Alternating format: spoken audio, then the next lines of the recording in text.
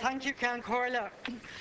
Many individuals, families and communities have experienced the worst of times since the economic crisis first struck 7 years ago. But I am optimistic that the best of times are still ahead of us because a window of opportunity has opened for the country. And today the government is setting out how it will avail of that window to ensure that the recovery improves living standards for every person, every family and every community. In other words, we will deliver a social recovery to accompany the economic recovery now firmly underway, to ensure that the recovery works for the many and not just for the few, and that the burden borne by the people of this country has not been in vain. This means an unrelenting focus on jobs, increased living standards and affordable homes for our people. I look forward to working with the Taoiseach and our coalition partners to make that social recovery happen. When this government took office, the economy was on the brink of collapse and threatened to bring down social cohesion with it. Now it is clear that huge progress has been made on the job of economic repair. The economy grew a very healthy 2.7% in the first quarter of the year. Unemployment has fallen for 24 months in a row, and it's now down to its lowest level since 2009. Exports are at an all-time high, and government borrowing is falling rapidly. In a little over 3.5 years, Labour and Fine Gael in government have restored financial stability, ensured Ireland's successful exit from the EU IMF bailout programme, and overseen a return to economic growth. And for that, I want to thank former Taoiseach and Minister for Foreign Affairs and Trade, Eamon Gilmore, for his principled leadership and unyielding resolve to put Ireland on the road to recovery. I also want to thank former Minister for Education and Skills, Ruairí Quinn, and former Minister for Communications, Marine and Natural Resources, Pat Rabbitte, for their immense contributions, not alone to this government's work, but to public life. Eamon, Ruairí and Pat have always fought for progressive change in the best interests of our people, and I know that they will continue to do so.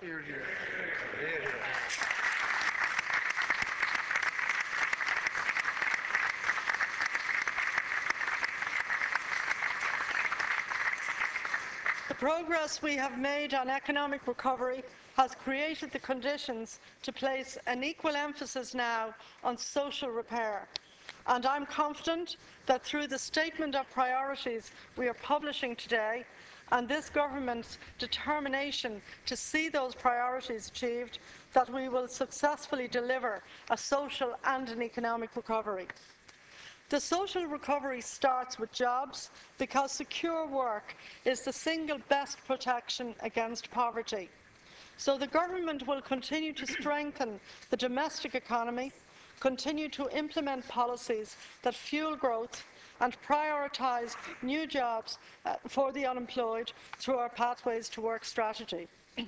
Helping small and medium businesses to prosper again will be crucial to increasing employment. The government will establish the Strategic Investment Bank to challenge billions of euro in much-needed finance to our SMEs over the next 4 years, and that in turn will create thousands of new jobs. But they must be jobs that pay decent wages, where people don't need to fall back on welfare. One of the first things I did upon becoming Minister for Social Protection was to restore the minimum wage to $8.65 an hour. Today, I'm pleased to announce that this government will establish a low pay commission on a statutory basis as an independent body to make annual recommendations to the government about the appropriate level of the minimum wage and related matters.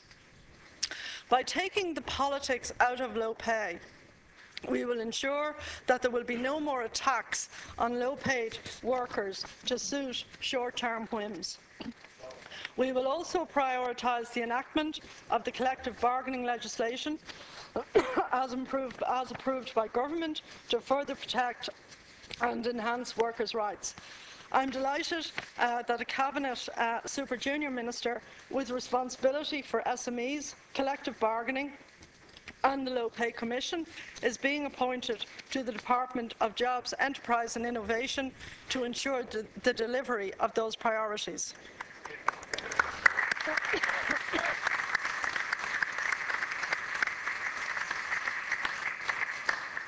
However, if we're to raise living standards, pay and conditions, they're only part of the solution. Since the government has broadened the tax base and put it on as a sustainable foundation so that there will be no repeat of the collapse in the public finances that occurred when the crisis struck. That work will gradually allow us to reform income tax for low and middle income workers, the people who often have to cope with for everything. To reduce the amount they pay and allow them to share in the recovery. This is in keeping with the work the government has already done by removing 330,000 low-paid workers from the universal social charge. Building a social recovery for workers and their families also means building homes for them to live in.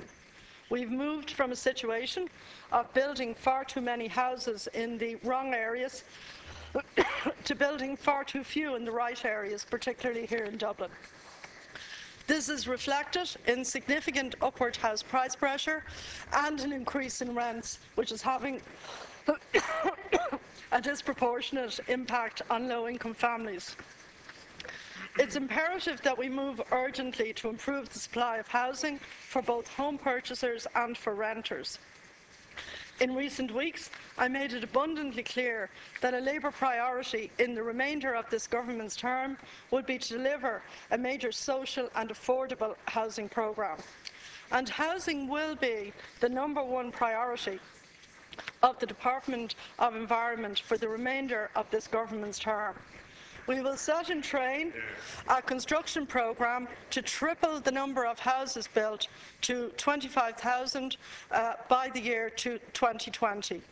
We will also explore creative ways of funding social housing provision and task NAMA to maximise its potential to deliver homes for families. There are currently 80,000 construction workers who are unemployed, and such a programme would create a virtuous circle, helping them back to work and providing homes for families. Helping people back to work creates a second virtuous circle, improving the public finances and creating the room for investment in quality public services. Quality public services are absolutely essential to the task of reducing inequality in society, because it is through quality public services that every child gets an education, regardless of their parents' income. It is through quality public services that everyone has access to healthcare, regardless of income. And when people have little or no income, quality public services ensure a strong welfare safety net to protect them. Our public services will be central to the task of social repair ahead of us, and the people who work in public service and devote themselves to public service will be central to fulfilling that mandate on behalf of the Irish people. We will put education up front and central in that new cycle of investment, because this government cherishes and values education. We have demonstrated that in the programme of new school buildings and refurbishment delivered in every part of the country by Ruairí Quinn. We have a window of opportunity now to build a social recovery, and by making education central to that social recovery, we can deliver a world of opportunity for all of our children.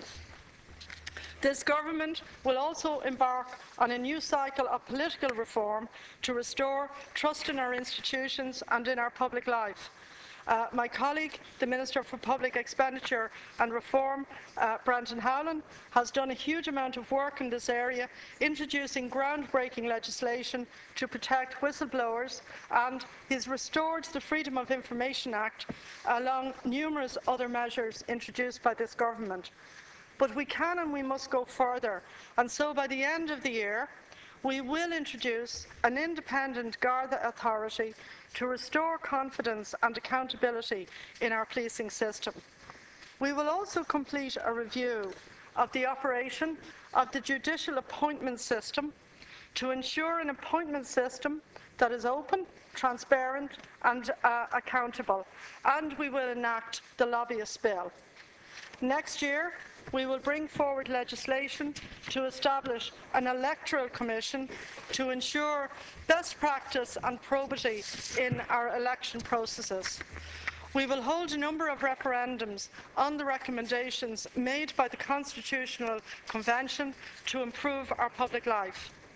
We will also hold a referendum on marriage equality next spring, and I look forward to working with the Taoiseach to win that referendum and to win the approval and consent of the Irish people to change our constitution. It is their decision, but I hope that many, if not all, of the parties in this House will support the electorate in reaching that choice. I want to see an all-island recovery, and that means working together, north and south, on investment, jobs and growth to deliver prosperity to all the people on the island. Essential to that task is preserving the peace and ensuring political stability in Northern Ireland. I fervently hope that dialogue can resume and that violence can be avoided during the parade season. The government will continue to work closely with the British government, the US administration and the parties in the executive to break the political deadlock and ensure we preserve the hard-won peace and continue on a road to all-island prosperity. We will also work with our counterparts in Europe to ensure that the EU prioritises the social recovery too by focusing on jobs, investment, growth and equality. We also have unfinished business on legacy bank debt, and we will continue to work through diplomatic channels to build international support for measures to reduce that debt burden on the Irish people.